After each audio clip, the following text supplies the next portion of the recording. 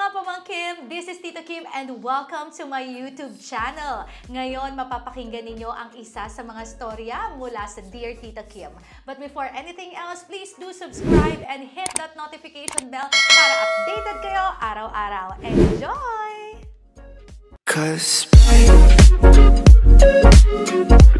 Tawagin na lang po akong Sally. Sally. Sai, okay si Sai. Sai, ilang taon ka na, Sai? Is going to 33. Going 33. And taga saan si Sai? Morong Rizal. Gusto ko na pong makawala dun sa boyfriend ko. Bakit gusto mo makawala sa jowa mo? Kasi may asawa ko. Ay, taray! Nako, medyo nabigla ako doon. Uy, thank you naman for your honesty. Gusto ko yan. Tumatawag kayo with all honesty. Pero, teka lang ilang taon na kayo ng asawa mo at ilang taon na kayo ng jowa mo? Living partner po ako ng asawa ko is going to 10 years. Going to 10 years na kayong live-in partner, and then yung jowa mo? Ito pong boyfriend ko is 1 year na kami nitong January. 1 year, ha? So 1 year na nga kayo ngayong February. Ibig sabihin na habang ikaw ay may asawa, may ka-live-in partner, meron kang naging jowa for 1 year na. Unang tanong ko, bakit ka na fall in love sa ibang lalaki na meron kang asawa? Te? Sai, ano na Sai? Bakit ka na fall in love sa iba na may asawa ka? Wala po siya dito. Nasa abroad po siya. Nasa abroad. Uy, alam nyo, ito magandang topic to Kasi alam nyo, ang daming mga nafo-fall into temptation at nafo-fall in love sa iba kapag malayo because of proximity. So pag-usapan natin yung proximity.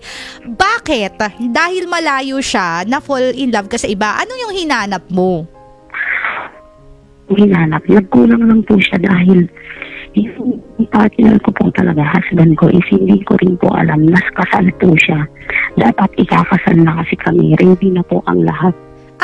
So ibig sabihin mo, kaya ka na fall in love sa ibang tao kasi nalaman mo rin na yung asawa mo na nasa ibang bansa, ikasal naman pala sa iba, na nangako na pakakasalan ka pero hindi ka mapakasalan kasi meron din siyang iba, ganun ba? Inamin na naman sa akin, pero yung babae, hinarang nung ikakasal na kami, naiparage yung kasal nila. So, ibig sabihin, hindi sila divorce or hindi sila anal, kaya hindi kayo makasal, tama? Opo. So, ngayon, alam ba ng asawa mo na ikaw ay may jowa for 1 year? Ano po?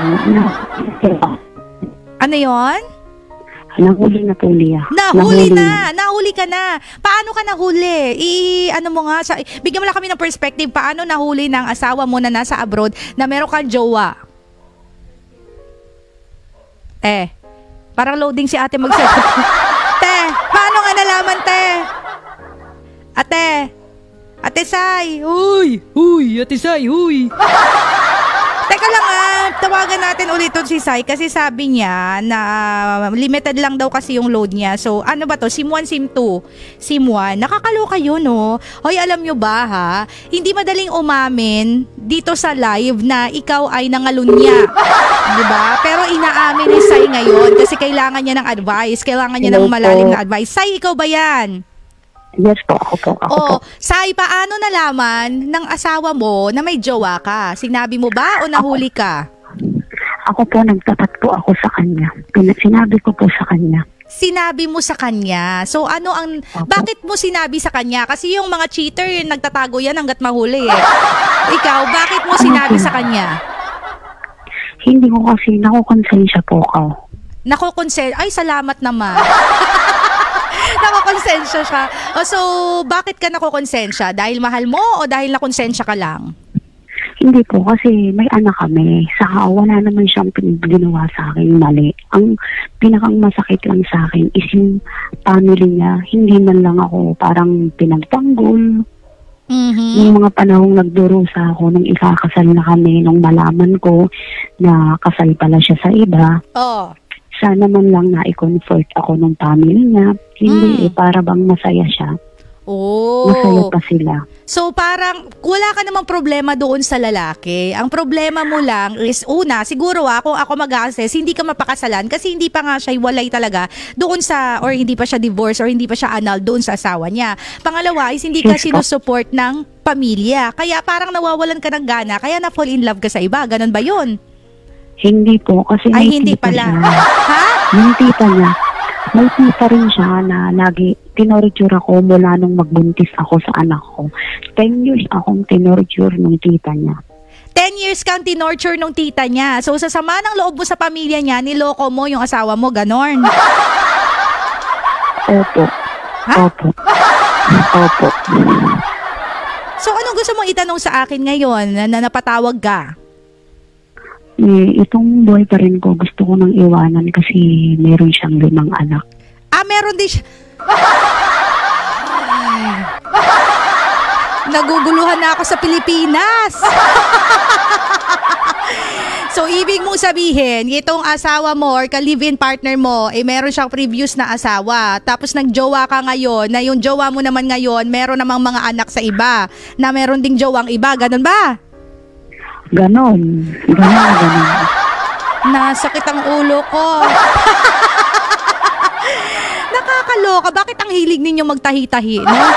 Well, anyway, Sai, alam mo una sa lahat, no? Hindi ko gustong konsintihin na dahil ayaw nyo doon sa pamilya, is magagawa mo ng lokoy yung asawa mo. Ikaw na nga nagsabi kahit hindi pa kayo kasal, kahit live-in partner sa'yo, mabuti sa'yo, mabait sa'yo yung asawa mo. So bakit naman na dahil inaway ka ng ante niya, ilulukuhin mo siya? So para sa akin, hindi sapat na dahilan yon. At kahit ano pa ang mangyari sa buhay natin, hindi pa rin talaga sapat na dahilan naman loko ng isang tao. Hindi natin pwedeng idahilan na kasi inaapi ako ng pamilya kaya niloko ko siya. Kasi ganito siya kaya niloko ko siya. And even if someone cheated on you, it doesn't mean to say that you have the right to cheat din sa kanya. Walang kahit anong excuses. Teka lang. Ha?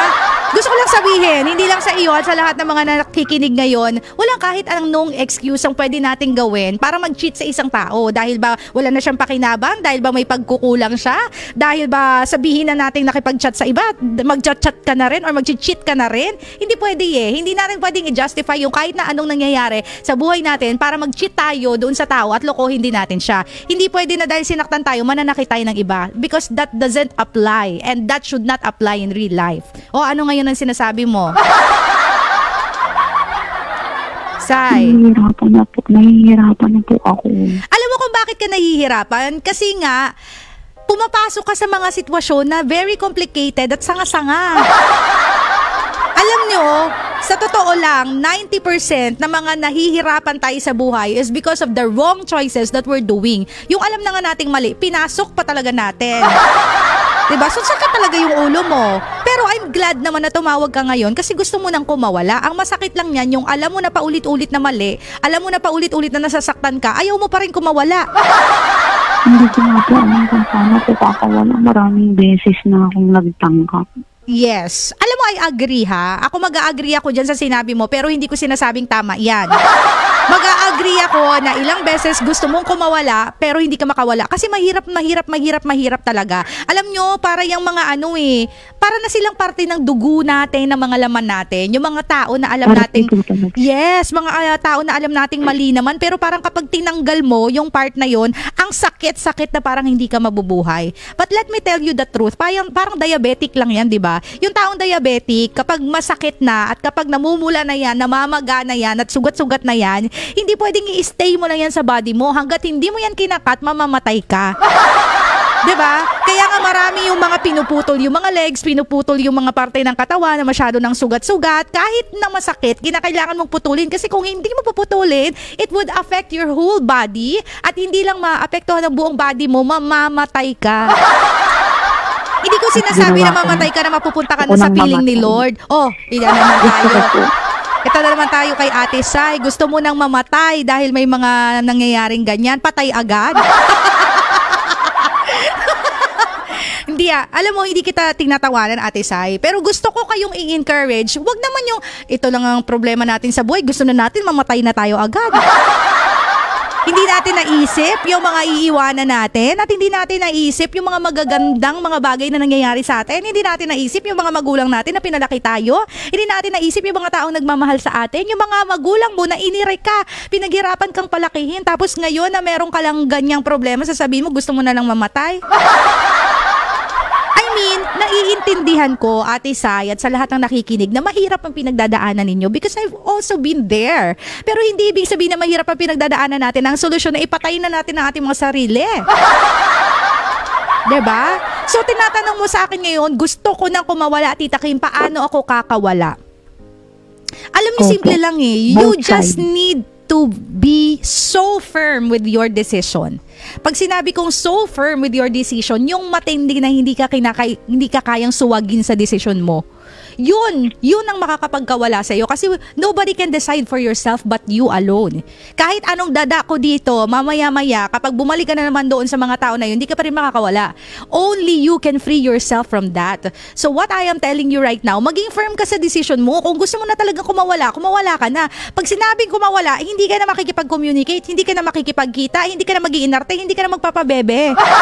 Kaso yung iba, gustong kumawala pero pabebe pa rin. Gustong kumawala pero kapag pinuntahan sa bahay, papapasukin. Gustong kumawala pag kinalabit, alam nyo na. Diba?